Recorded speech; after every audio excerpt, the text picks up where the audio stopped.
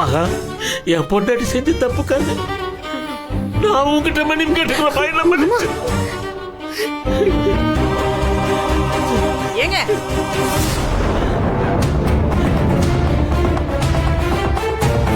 ஏய், சோதிக்க கூடாதெல்லாம் சோதிச்சுட்டு வந்து நிக்கிற கௌரி.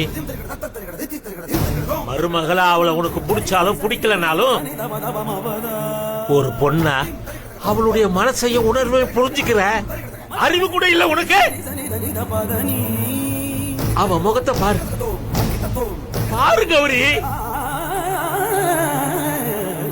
இப்படி இல்ல அவளை காயப்படுத்த உன்னால எப்படி முடியுது? மா,